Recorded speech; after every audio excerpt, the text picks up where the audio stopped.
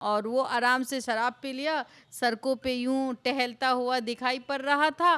जिक्र इसलिए करती हूँ कि ये हमारे देश का भविष्य है। अगर शराब की दुकानें खुलती हैं तो उसमें एक नियम फॉलो होना चाहिए। और अगर नीतीश कुमार के विधायक उतने ही पाक साफ हैं तो उन्हें तो डट कर सभी को कहना चाहिए था कि आइए ना भाई, डॉक्टर को बुलाइए, खून का सैंपल लीजिए। पागल हैं आप। शराब चालू भी हो सकती है, इट में भी कुछ भी हो सकता है, लेकिन रूल रेगुलेशन के तहत अगर वो चालू होती है तो अच्छी बात है। पीले पीले ओ मोरे राजा, पीले पीले ओ दिल जानी। और ये गाना बिहार पर सटीक बैठ रहा है क्योंकि बिहार विधानसभा का सत्र चल रहा है। सत्र से बिहार शराबबंदी पर कोई बड़ा निर्णय जो है वो आ सकता है क्योंकि राजद के विधायक मोर्चा खोल कर रखे हैं। नीतीश के मंत्री और बीजेपी के मंत्री के साथ साथ एनडीए के तमाम विधायकों की ब्लड की जांच की मांग कर दी है और साफ तौर पे कह दिया है कि बिहार है, यहाँ कौन शराब नहीं पीता है। यानी कि मामला गरमा गया है। एक बार फिर से शराब को लेकर राजनीति हो रही है और निर्णय में बस चंद घंटे में आने ही वाली है और शराब को लेकर जो खबर आएगी जिसके बाद बिहार एक बार फिर से शराब नीति जो लागू है वो खत्म हो सकती है। और हमारे साथ बबीता मिश्रा है, देशवाणी न्यूज के सीनियर जर्नलिस्ट है, सीधा हम इनसे जुड़ते हैं। मैम, शराब को लेकर एक बार फिर से राजनीति हो रही है, इस राजनीति को कैसे देखें? आज सदन में जिस तरीके से हंगामे के दौर पे देखा गया कि शराब शराब नशा है। कहते हैं ना, मुझे पीने का शौक नहीं, पीता हूँ गम भुलाने को। हाँ, तो ये गम भुलाने के लिए शराब बना था, लेकिन अब शराब जो है ना, जुबान देखिए बिहार में सूखा पड़ चुका है, शराब आप पी नहीं सकते। हाँ, लेकिन कहीं ना कहीं जब बीजेपी के विधायकों पर और जेडीयू के विधायकों पर टोंट काटा गया कि भाई इनका सैंपल का जांच होना चाहिए। हाँ, कि ये लोग शराब पीते या नहीं पीते हैं, लेकिन आप ही के जरिए मैं कहूँगी कि एक ने कहा कि भाई मैं नहीं पीता। तो कहते हैं ना, अगर 100 में मान लेते हैं 80 बेईमान, 20 तो ईमानदार है ना, 20 तो लोग शराब नहीं पीते हैं। लेकिन रही बात शराबबंदी की जो नीति है, जिस तरीके से नीतीश कुमार जी ने इतना बेहतरीन काम किया है, शराब को बंद होने की वजह आप समझिए।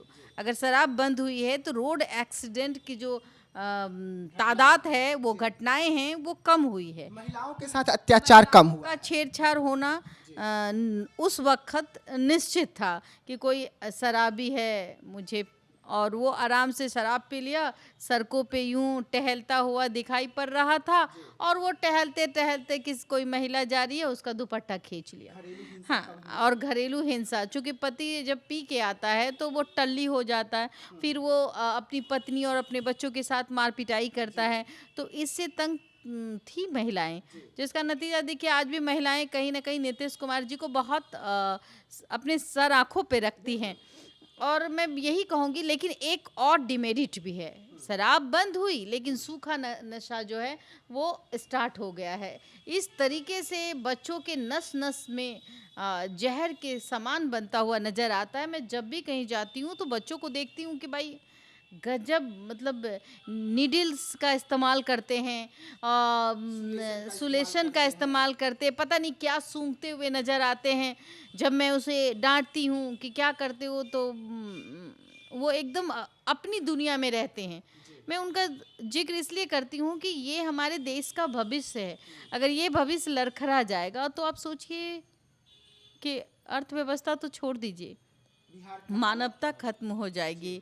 और जिस तरीके से अब सदन में आवाज़ उठी है, तो एक नियम फॉलो करना चाहिए। नियम के तहत अगर कुछ चीज़ें आती हैं, अगर शराब की दुकानें खुलती हैं तो उसमें एक नियम फॉलो होना चाहिए। लेकिन अगर ये मेरा मानना है कि अगर शराब खुले तो वो, आपने देखा होगा कई दफ़ा पिछले ही साल, आपने इससे भी पिछले साल आपने देखा होगा कि नकली शराब पीने से मौतें हो गई।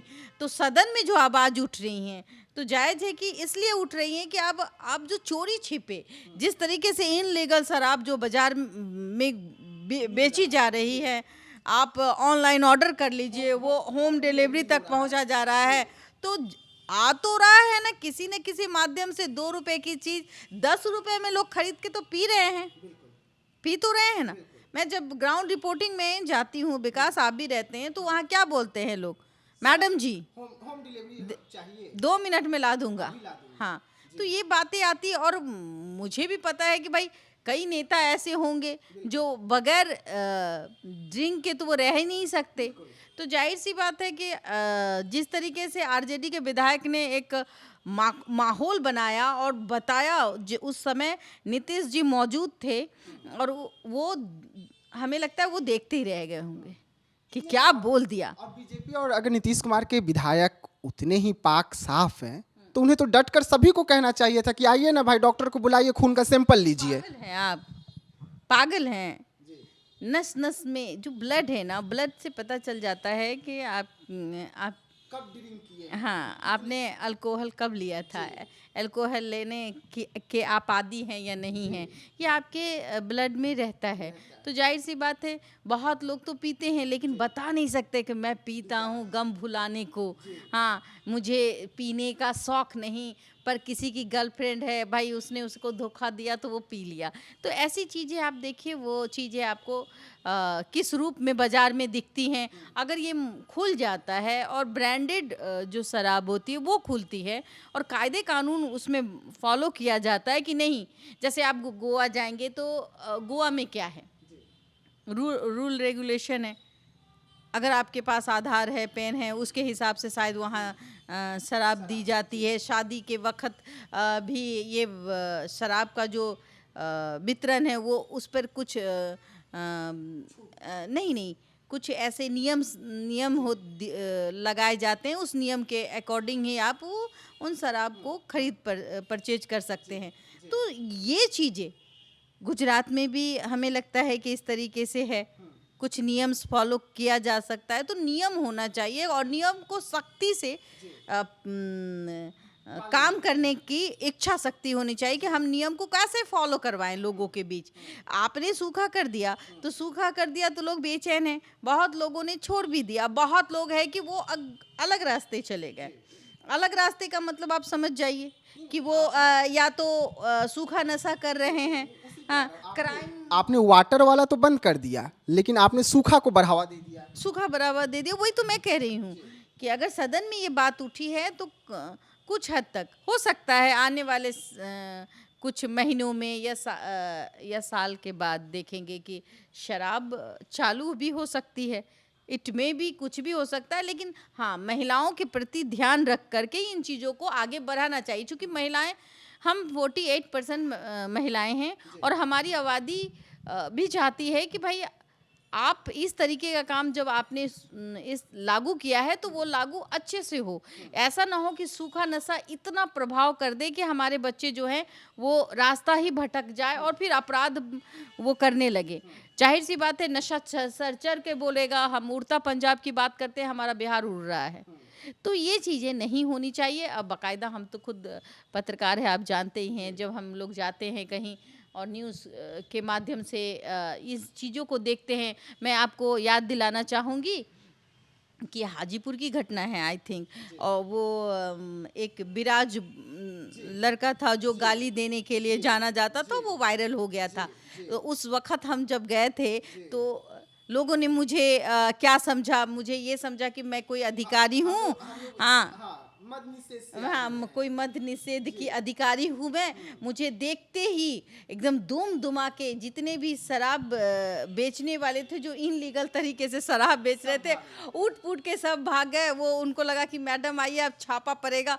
मैंने कहा कि भाई देखो, हम रिपोर्टर हैं, हम कुछ ऐसा नहीं करेंगे। वो लोग मतलब अपना सामान छोड़ के भागे थे। तो जाहिर सी बात है, देखिए, काम तो करते हैं, काम तो होता है, लेकिन चोरी छिपे होता है। कभी कभी आप देखिएगा शराब का जखीरा निकल के सामने आ जाता है कि भाई झारखंड से शराब आ जाती है बिहार में, बंगाल से शराब आ जाती है बिहार में। पिछले दिनों हमने आपको दिखाया भी, आपके साथ हमारी रिपोर्टिंग थी। मैं किशनगंज गई थी और किशनगंज एक छोटा सा जिला है और वो इस तरीके का जिला है कि बीच में बंगाल, फिर बिहार, फिर बंगाल। तो ये चारों तरफ से बंगाल और बीच में बिहार।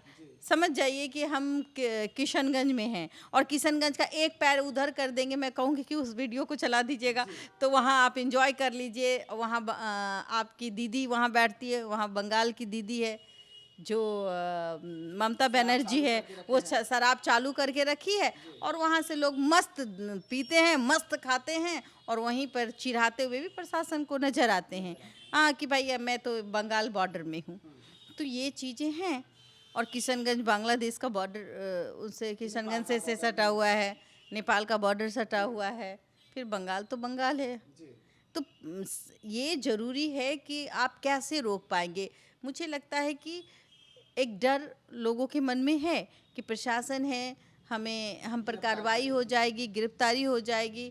कुछ रीजंस भी आते हैं कि भाई देखिए लो इतने गाड़ी पकड़ी गई, एकदम खुल के ड्राइवर बोलता है पीछे शराब है।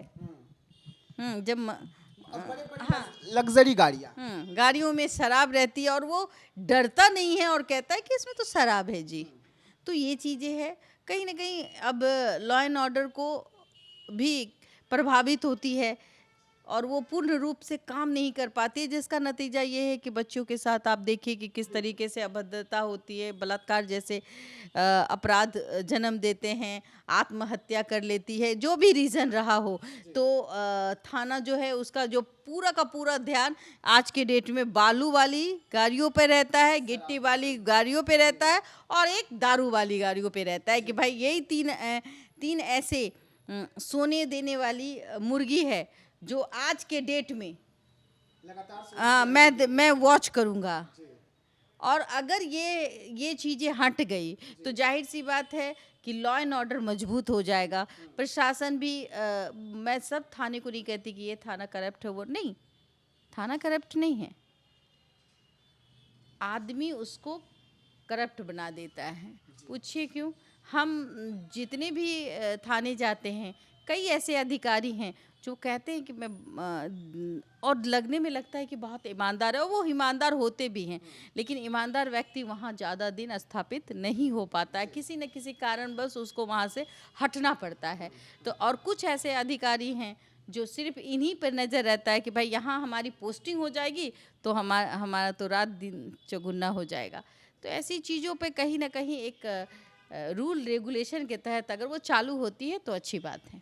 चलिए, तो देखिए शराब को लेकर बिहार में राजनीति गर्म है। आमने सामने महागठबंधन के विधायक और नीतीश कुमार के विधायक और मंत्री हैं। एक तरफ महागठबंधन और तेजस्वी यादव के विधायक हैं जो सरकार को चुनौती दे रहे हैं, कह रहे हैं कि ठीक है अगर विधायक और मंत्री अपना ब्लड दे दे और अगर उनके ब्लड में शराब नहीं पाई गई तो हम मान लेंगे कि पूरा बिहार शराब नहीं पीता है। अब देखने वाली बात होगी कि नीतीश कुमार इस मामले को लेकर क्या कुछ एक्शन लेते हैं, लेकिन हंगामा जोरदार हो रहा है, विधायक आपस में टकरा रहे हैं और ये सब कुछ बिहार में शराब एक बार फिर से चालू करने की मांग को लेकर हो रही है। तो ऐसे तमाम खबरों के लिए रहिएगा देशवा न्यूज के साथ, दीजिएगा इजाजत, धन्यवाद।